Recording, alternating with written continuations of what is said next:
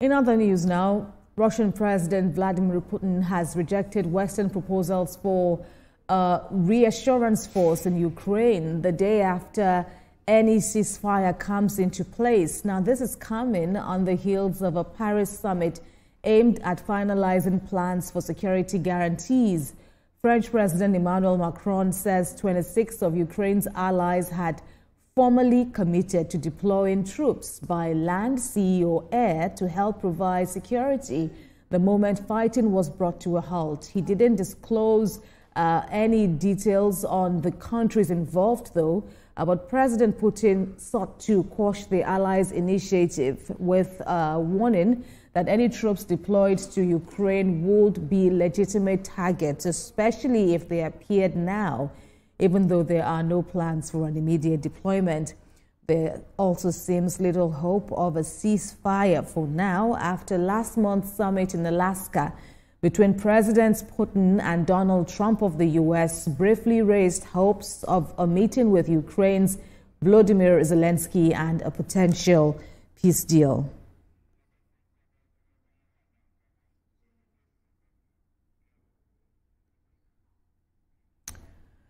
Well, for more on this development amidst the Russian-Ukraine war, let's bring in now Global Affairs Analyst Ejike Okpa to speak on this developing story. And he joins me virtually from Texas in the United States. So thanks a lot for joining us on TVC News. Tell us what you make of this reassurance force, so to speak, of the meeting of the willing, so to speak, amidst Russia's firm stance. Yeah, thank you for having me. I don't know what to make of it because, when Trump and Putin met in Alaska, there was hope that, this thing is going to settle down, and we're all looking forward to the three of them meeting, which is going to be Putin, Zelensky, and Trump. And now the Europeans step up. I guess the Europeans didn't want their thunder stolen. And so they decided to say, hey, we're going to rally for one of us because it's an European nation group.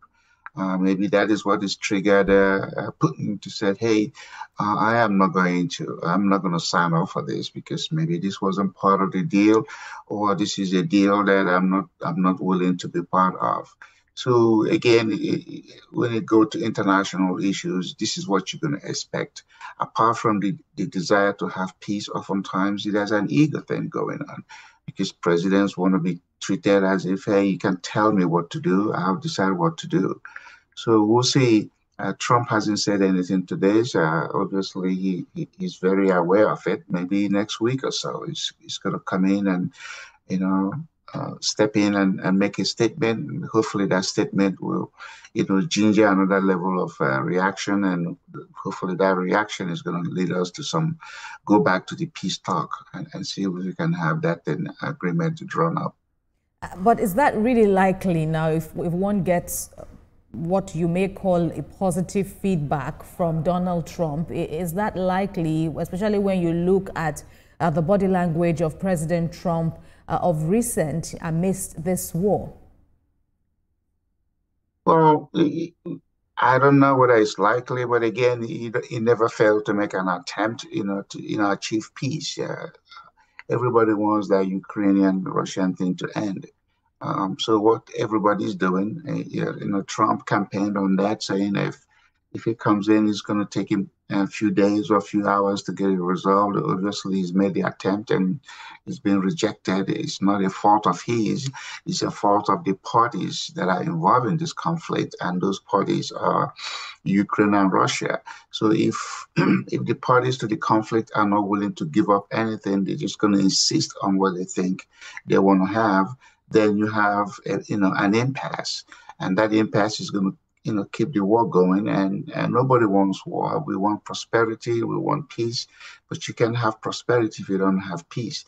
So the Europeans, again, maybe the injection or the interference I don't want to use the word interference. Maybe Putin is feeling that the Europeans are interfering, and this should be something between him and Zelensky, or between, Trump, Zelensky, and himself. So it's a body dynamic. It's a relationship dynamics, and oftentimes, everybody goes away, put up a smile, and then they come back and do the same thing that you didn't expect them to do. So, but no hope should be lost. We're just going to keep, chipping at this rock or romancing this stone, like I keep saying, and then hopefully nobody's going to have their hands bruised as you romance the stone. Well, for NATO, on one hand, NATO has said, and I quote, "Why should we be interested in what Russia thinks about troops in Ukraine? After all, NATO is maintaining that Ukraine is a sovereign country, and it should be for it to decide on its own whether it wants foreign troops on its soil." And then there's also the other hand of Russia insisting that any meeting with Ukraine must be on its own home soil. Where do you stand in all of this? Well, again, I wish I had a magic wand to sort of tell you what I think is going to happen. But let me just give you a historic perspective. In 1989, then Secretary of State Jim Baker had, when USSR was crumbling and Mikhail Gorbachev was president, he had made a statement, "Not 1 inch." What he meant that, NATO and NATO allies at the time, Ukraine wasn't even wasn't a consideration, would not be 1 inch into the Russian territory. But going back to that, what we now know that most other countries have joined. Poland has joined, and Georgia has, and Ukraine is the only one that is very close to Russia. And Russia is saying no. That is too close for comfort. We don't want these guys around us. So that's a case of, you don't have to love your neighbor, but you can tolerate your neighbor. So because, Putin, Russia knows that Russia is isolated.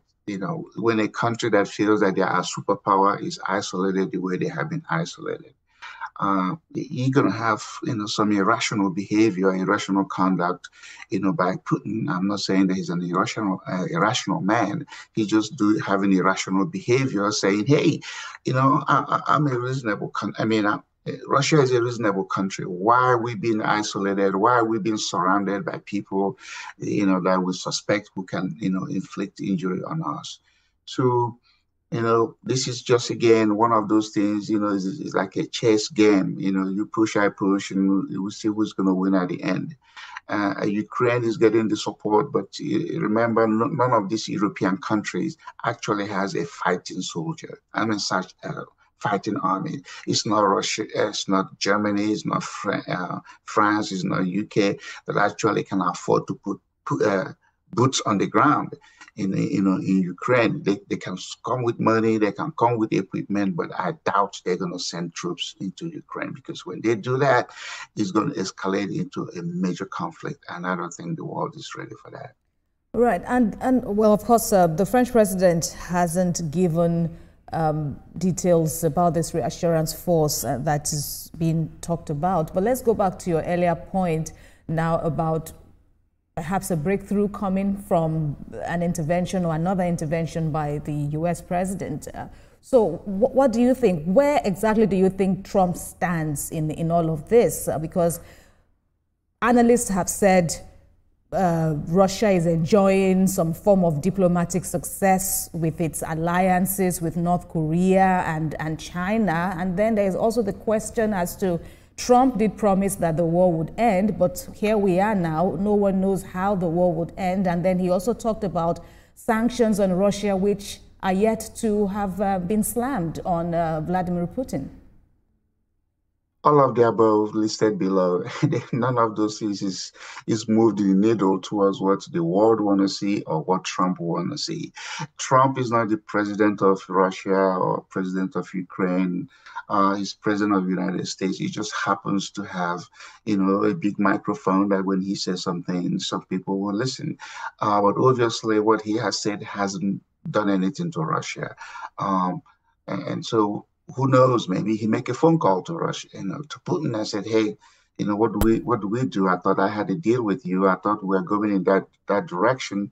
I don't think he has made that call, but you know, I'm sure he's watching this, and all the diplomatic people are, you know, riding around him and trying to say, what else do we do?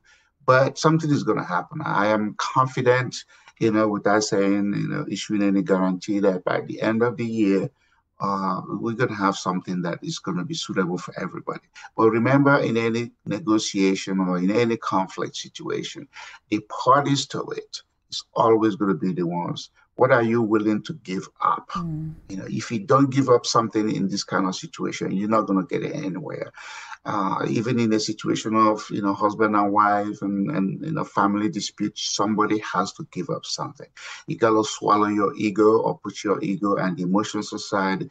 Let us get to a deal that we can live with. And so far, something is not being said that is making them want to give up something. Russia don't want to give up part of the Ukraine they have taken, because those are the Russian-speaking Ukrainians, and they want to be part of Russia. And then Ukraine is feeling like, no, you took a part of our land. You know, let the people move to Russia, and then we keep the land. And they say, no, we're taking the people and we're taking the land. So it's one of those things that, you know, everybody say, how do we do this? But it comes down to the simple principles of negotiation, opportunity cost. What are you willing to give up in order to have prosperity and peace? Ejike Okpa, we thank you very much for your contributions on TVC News. Well, thank you for having me. And there will be much more.